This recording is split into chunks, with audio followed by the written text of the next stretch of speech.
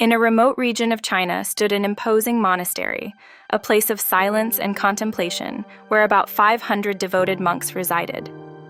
These men, united in their quest for inner truth, were guided with wisdom and firmness by a Zen master of great repute. One day, amidst the dense mountains surrounding the monastery, arrived a man thirsty for knowledge and the search for truth.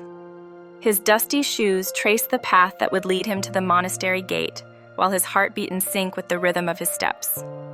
The man knocked on the monastery gate and was respectfully welcomed by one of the gatekeeping monks.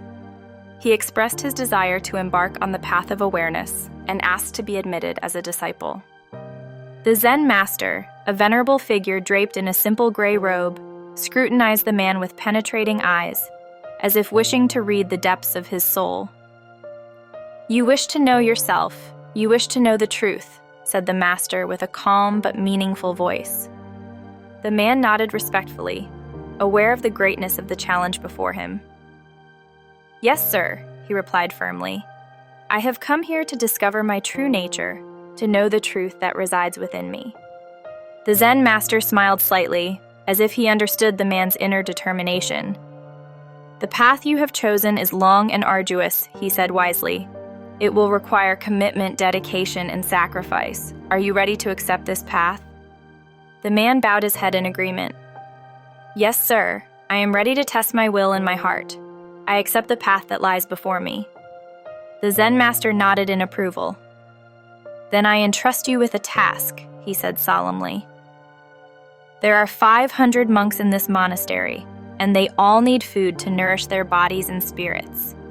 You will take care of the rice, pounding it from morning till evening. This will be your practice, your way to awareness." Thus, the man began his task, immersing himself completely in the constant rhythm of pounding rice.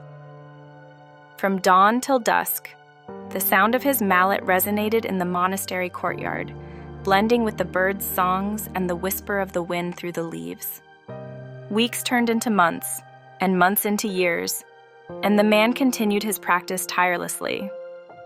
Initially, his mind was tumultuous, troubled by thoughts and concerns of the external world.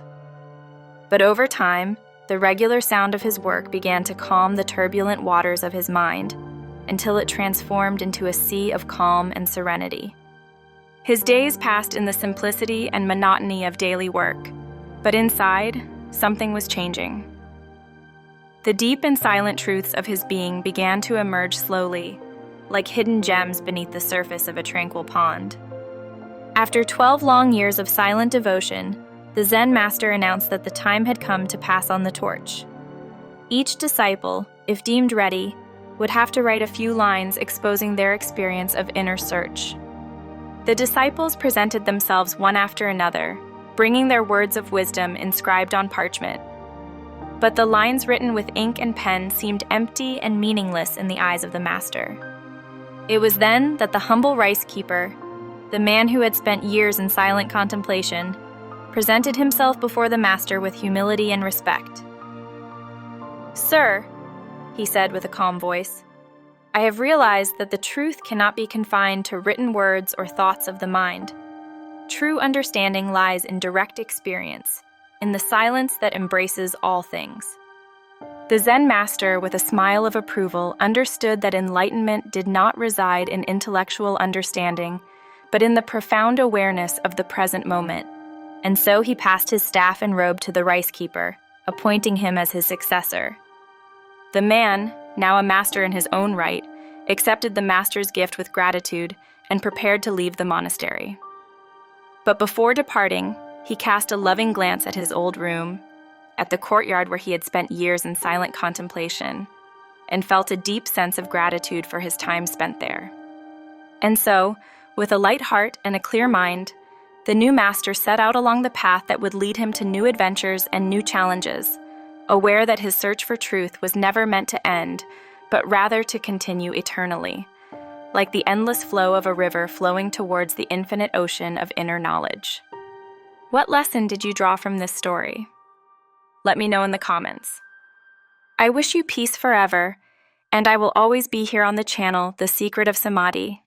See you soon.